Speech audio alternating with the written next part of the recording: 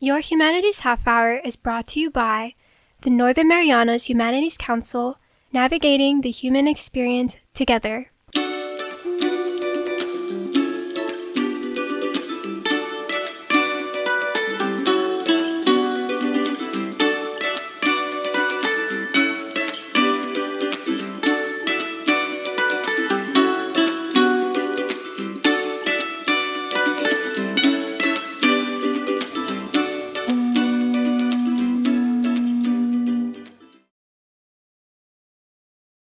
Hapaday, Tiro, and welcome to Your Humanities Half Hour. I'm Catherine Perry, and today we are chatting with the 2024 recipient of the Governor's Humanities Award for Preservation of CNMI History, John Song Castro Jr.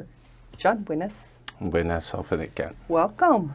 Thank you. Welcome to our show. It's nice. I like the decoration. I say our show because this show is a lot of history, a lot of storytelling, and that's what you were honored for. How'd you feel when they called you up last year and said, hey, congratulations? Yeah, well, first of all, I'm really grateful to be recognized like this, thanks to Dr. Lynette Villagomez. She was actually the person who nominated me. And I'm very grateful that the council, Humanities Council, agreed to give me this award, which I never even really worked towards or didn't even know. It's a surprise, and it's very humbling and very grateful. Thank you for Humanities and to Dr. Villagomez.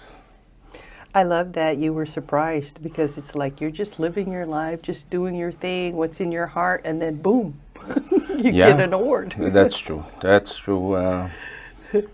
Like I said when we were chatting earlier, like, well, I don't know, I didn't even know what I'm doing, and here I am. So I'm very grateful again. So at the ceremony, they mentioned a little bit about your mom and your grandma teaching you. What did your mom and grandma teach you about our history and way of life? Oh, basically, it's just our culture, you know. Your steps growing up, respect, aside from all the inner parts of the culture, talking about medicine, the weaving and ceremonies and such as those, just growing up, teaching you life lessons already, you know, what to do, what to expect, and what to plan for and avoid.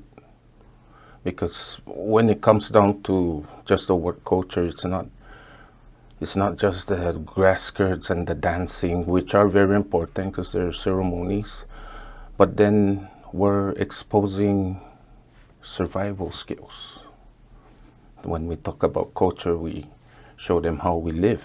So it's from catching the fish, growing the food we have, knowing the plants in the wild, when to harvest, the seasons. That's the main core of this, our culture. To me, it shows survival skills. You said they helped you know how to plan, what to plan for, and what to avoid, for example. Knowing the seasons exactly, like don't start any seeds if the dry season is coming. You know, it's not going to be successful. And some plants, like medicine, you don't harvest, even though you see them flourishing.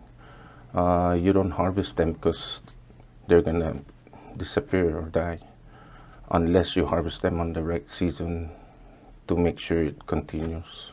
Okay.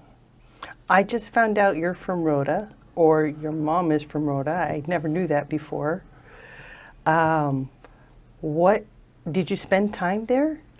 Yes, growing up, we would have the chance to go over during the summer, stay with our grandma, and yeah, that's like the school, summer school, you know.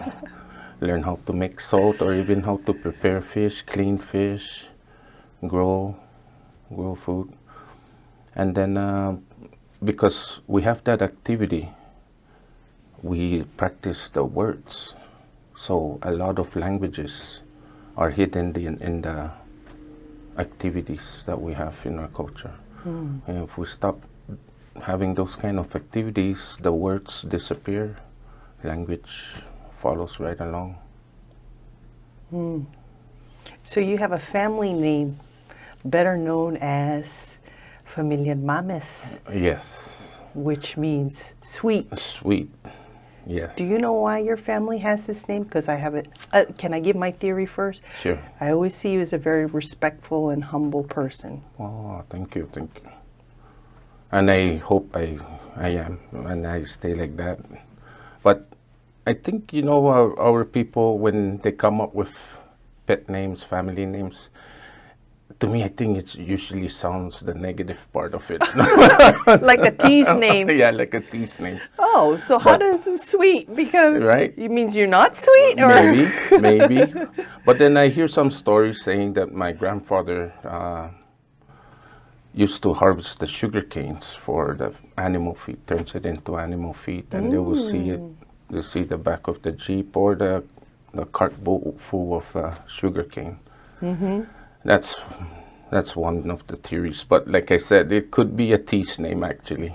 Okay. But interestingly enough, though, my grandfather married a Tenorio who's Familiang Corazon. Heart. Yes. Yes. And then when you put the two together, It was true love. sweetheart, no? That's sweet. So when you grew up, you decided to pursue a job at the Historic Preservation Office. How did that come about, and why there? Well, first off, I wanted to know, and thanks to my cousin, who his name is Alfred Mosca. He'd worked for a lot of archaeological firms long time ago in the early 80s. And he started off by showing me things that the Totomona made. And you know, when we hear Totomona, wow, instantly we think, wow, those are the ghosts, the bad spirits and all this. So he pulls out artifacts, link stones, fish hooks, bats. And then I go, so this Totomona really exists, this ghost really exists. I keep learning along the line what it really means and who are they. And it made me go looking more for evidence of the Totomona, which are my ancestors. So the way we find out is just the material things I'm looking at, you know, like the artifacts and stuff like that, to confirm these are the Totomona makers, the tools. And then this type of study called archaeology came in, and it's thanks to Mr. Mike Fleming, Randy Harper, and Miss Marilyn Swift. They had an archaeological firm. Mr. Mike Fleming hired me as a point man to show them around an area who the plan is to turn into a golf course. And having the knowledge of that area, being familiar because it's stomping grounds for medicine or coconut crab hunting area. I started showing them all the sites that are there, and Marilyn and Randy hands over a clipboard with a compass and started showing me how to map things down. And that's where actually it kind of built me into the archaeological aspect of in my life. Start working from there. Then an opportunity opened up at HPO, and having the background, needed the employment, right? So What did you find most interesting about your work at the HPO? I mean, HPO does a lot of stuff. yeah. What did you personally enjoy most? What I enjoy at HPO really is to try and to preserve, protect what we found out there on the field. And it's so sad that in order to find it, something has to happen to the place first. It's have to be developed or Disturbed. disturbed. And that's the only sad part about archaeology, is that you know the place is going to be turned up. But then finding what we find out there, recording them, which seems to be the only way for me to preserve history, is, I mean, if you translate it directly, it's putting it in something to keep. And that's how I see the preservation of history is. But my theory is more like to pass it on and let it live, continue. And this is through the practices that we've learned through many masters, grandma, mother, father, uncle. Yes. You have the unique perspective of being more versed in our history probably than the average person because of your work at HPO and things you've studied, and also seeing where we are today with our cultural practices and the history we're making today. Do you think, do you have any concerns, or how do you feel about where we are? Are we are we on track with preserving our history? And preserving history, like I mentioned earlier, right now it seems to be putting it down in paper or now computers, and storing it to preserve it there. But then to move forward, just like me, with history, I know events, but when, I need to go back to the books, come up with the dates. But I know events happen, and that's just through reading or learning from other folks. But then a lot of it is kept in books, if you're really going down to read about history. But much even better than that is to actually just to continue the practice. And like I said earlier, activities that we used to do, from cleaning fish, how to plant banana and stuff like that. If we stop all those, it's gonna be gone, and then we only hear it in books again. And it's same goes with the language. Word for word, we will disappear. And then we adapt to the new world. And the thing is, we look at that fear. We're adapting or we're changing. Which one is changing? Is in Chamorro, like they say, matulala kay tempo, the time is changing. And then you ask yourself, are we changing the time? It always makes me think, matulala kay tempo, but hitam matulala ka. Or we are the one that's changing. Yeah, so it's one of those questions I have that's always bugging me, and I keep asking around. So yeah, as far as the looking forward to the future, I wish we had a really more of a cultural setting, not just event like on this month, and more like a village, where this village, and I just saw MVA's discussion with ideas on how to come up with inviting more guests to our islands. And my idea, ever since before the casino back in early 90s, mid 90s, when they were doing archaeology there, is how about we turn it into a Micronesian cultural village, something like the Polynesian cultural village. We have the communities here. We have Chuk, Pompey, Palau, and all our Micronesian brothers and sisters here. We just give them the spot to build their own houses, mahigais the way they're designed. And along with that, it has to come with canoe house, because we all are seafarers out here in Micronesia. That's who we are. And at the same time, it turns into a school. Summer comes along, all the kids go to the village and learn how to weave, how to prepare the food, the taro, and what have you, which continues the practice, not in the Western school type of system.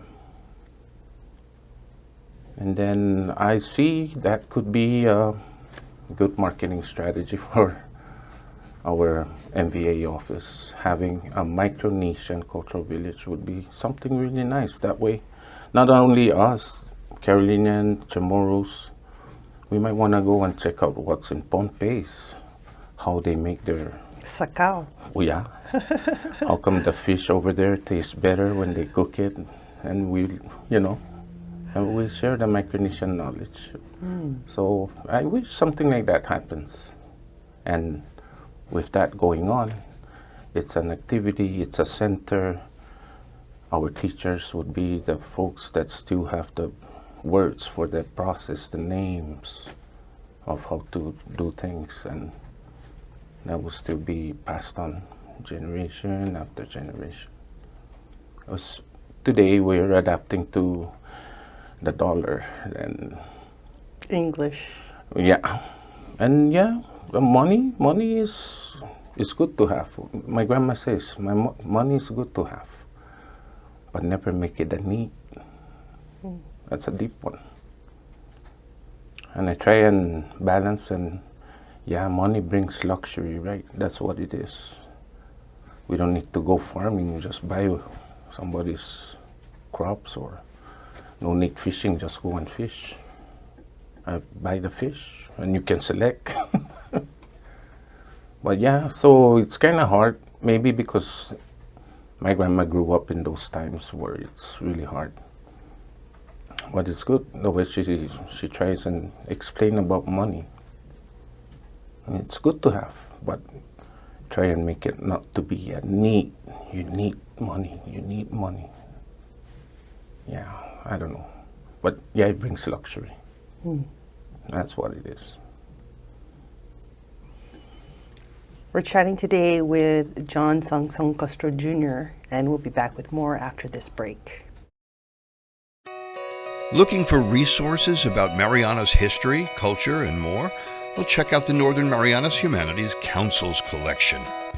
Our extensive video, audio, and photographic library can be found on YouTube, Facebook, and Instagram at 670 Humanities. Or check out the written resources on our website at nmhcouncil.org.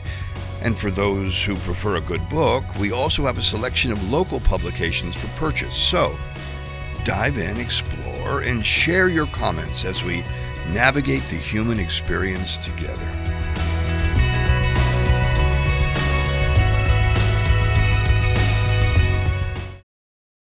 Welcome back.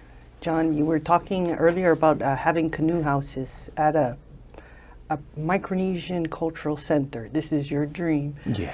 But you're kind of living the dream a little bit, because we could actually find you at the canoe house most days. Yeah, I'm very grateful, very, very blessed to have this opportunity.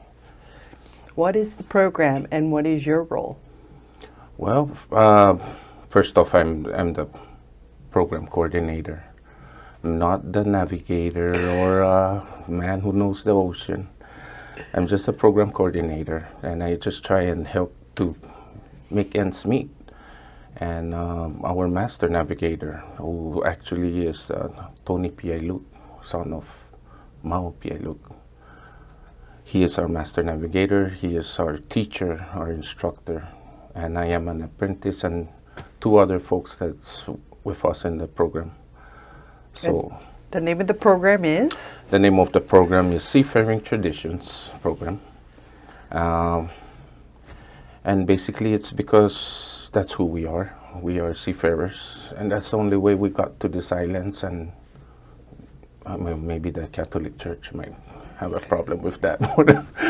But yes, it was through the technology, the knowledge of building the watercrafts, reading the stars, knowing what they mean, not only to get here, but to get back when you leave here. And it was our beginning, and I keep stressing this. This is how we ended up in this island. It was through this knowledge. And when I dig down, like searching for what is being Chamorro and this, it takes me back to this, how we became people of this place. And it was through that, it was through the knowledge of the watercraft and the knowledge of reading the skies, the animals of the sea, the ocean, currents. So now I'm going deeper, searching. We start from the beginning. What activity is happening there at the canoe house? Right now, what we're doing is reconstructing a canoe. Some ask, is it Chamorro or Carolinian canoe? Well, it's a hybrid right now.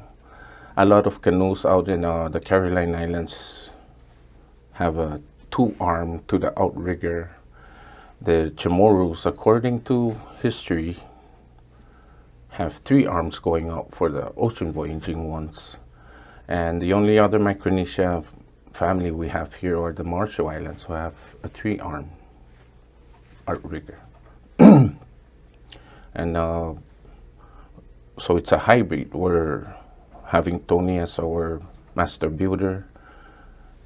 He has the knowledge of knowing how the canoe should float.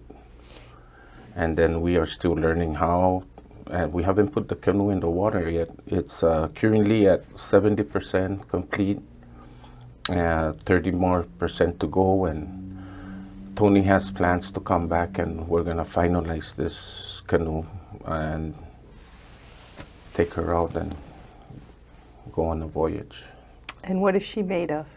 She's made of dogduk tree, partial dogduk tree, and tropical mahogany. This wood has been introduced back in the early 60s. Maybe the first governors, Carlos Camacho and Frank Atta being the lieutenant governor, imported these seeds. I don't know where from, but I believe they were thinking of lumber material for construction. So they brought in tropical mahogany. And sure enough, it's also not only good for shelter construction, but according to our master builder, he said it's a good wood for canoe. I guess we'll find out. Yeah, yes, definitely, once it gets in the water. So there's three of you there right now. Uncle Tony is in Guam at this time, teaching there, but still giving you guidance. Yes. Is it hard work? Very hard. It's very hard. I've gone on canoe voyages. I rode on canoes, but building one, no, I haven't done that. So it's very humbling that I'm learning how. Why is it humbling? Because you cannot build it on yourself that you can actually do this, and people behind you going, good job, and they say, hey, your canoe's looking good, and I go, it's looking good because we're on land. Let's see in the water. That's the final test, right? Yeah. Putting it in the water. But yeah, on land it looks like a good canoe.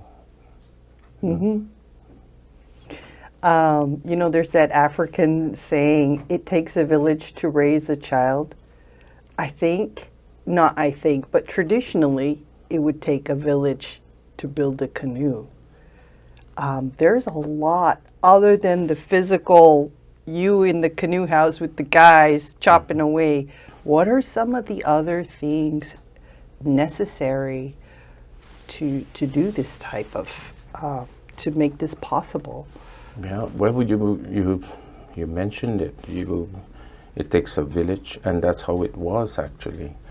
I believe every canoe house represents a portion of a village, or if not, the main village, or a family, or like a compound. So every canoe house, everybody pitches in. It becomes a school. Younger Sotero who've been situs learn how. Go there, as well as our females. They go and learn how to prepare food or prepare anything, because it's a community building kind of system. When the canoe goes out and it comes back in with fish or whatever from other islands, it could be bird eggs from other islands and medicine. it's usually handed over to the elderly and the sick first, and then everybody just gets their share. So it serves everybody. So yep, you're right. And I believe that saying is, I don't know if it's African saying you mentioned, but it works in our islands, especially being that small, and that's how it should work. Unfortunately, like I said earlier, it's the dollar. Some people wants to get paid to do that, and it's very rare to find people wanting to learn it, and the pay is bonus, so the actual gain is the knowledge, and the payment is just bonus. That's very hard to find, and comes with that one is the word passion. You'll find the people that have that, want the passion to learn it, and the pay is bonus.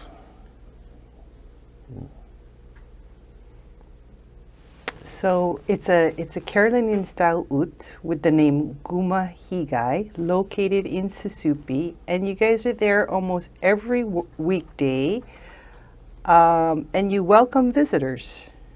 Yes, that's exactly the program's idea, is to have it out there for the people interested, with individuals, groups.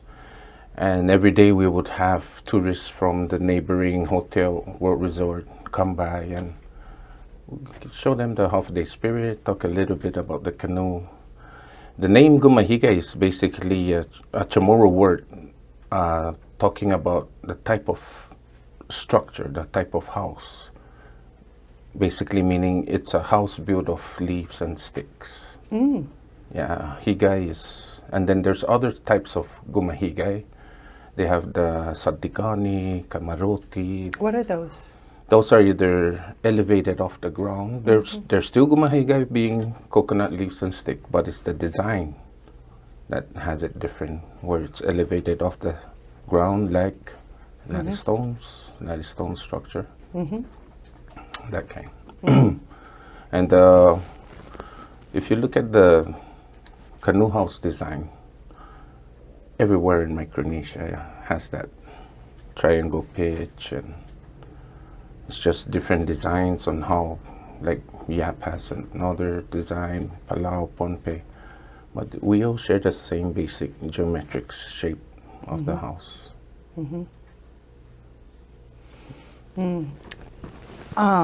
Speaking of the roof, passing by for a couple of months there, the roof was looking kind of patchy, and there's a group of people that came together to take care of that. Can you tell us? Oh, yes. We're very grateful. An organization called Community Solutions. This is Ms. Sheila Babauta, along with many other key players, Dr. Frayne, Silver Frayne, decided to help us. And they came by and asked, what can we do? And I go, I need manpower. There's just 3 of us. It's not impossible to do, but it gets dangerous having only 3 people to lift logs that are that fat, and even harvesting leaves, and it gets really tiring. Yeah. So those kind of activities, like I said, it takes the village. So with Community Solutions and the other key players in it, that was kind of like the village, a small kind of village, but we were able to accomplish They harvested the leaves, they harvested wove them, leaves, yeah, climbed up there and put them in. We all did it together. Yeah. And it's fun. And then some of the crew that were along with the Sony, I don't know his last name. He's a Tongan guy who got lost and stayed in Saipan, married a Carolinian lady. So, well, he's the master weaver, and he's built houses too. And basically what we just did was renovated the house. No big changes, but getting the woods and the leaves, we had to all chip in and and the crew that I was mentioning with him, they had no knowledge in the beginning, and now they're like, wow, now I can build something. So something like that, the basics of survival skills, food, water, shelter. That's knocks off the shelter part. And that place is looking, I was going to say airtight, but watertight. It's looking really good. Yeah, thank you. Yes, thanks to the effort of the crew. They really put it through and hang on there even after the sun, hot days, sunburn. Yeah. And but then it only lasts, depending on weather, 2.5 years, 3 years, because of the material of the Right. Biodegradable.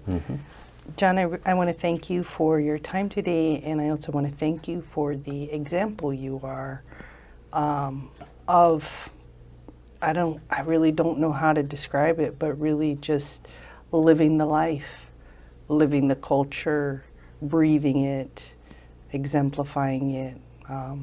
You're very deserving of this award, and congratulations again. Oh, thank you. Thank you again to Dr. Villagomez and the Humanities Council, an organization that has this, it's humbling.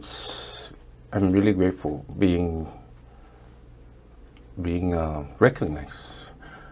Like I said earlier, Kat, you were asking me about this interview, and I go, I didn't even ask for this award. Yeah, and it really is. I'm very grateful. It's nice to be recognized. But I believe when you're younger, maybe you just get out of school and you're building your name, I think those would be the nicest time to start, getting recognized so that you built your name. You did build your name. And then the award came later. Yeah. Now keep building it. Thank you, Kat. Thanks, John. Yes. Our guest today has been John Castro Jr. He is the 2024 recipient for the Governor's Humanities Award for Preservation of CNMI History. You can find him at the Canoe House in Susupi on most weekdays. This has been your Humanities Half Hour. I'm Catherine Perry.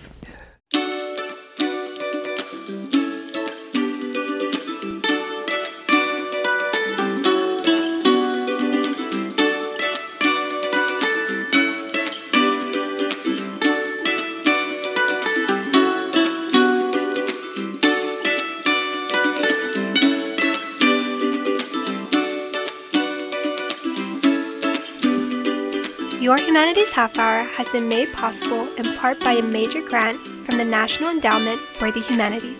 Democracy demands wisdom. Any views, findings, conclusions, or recommendations expressed in this program do not necessarily represent those of the National Endowment for the Humanities. For more information or to share your thoughts, contact the Northern Marianas Humanities Council at nmhcouncil.org or on social media at 670 Humanities. That's 670 Humanities.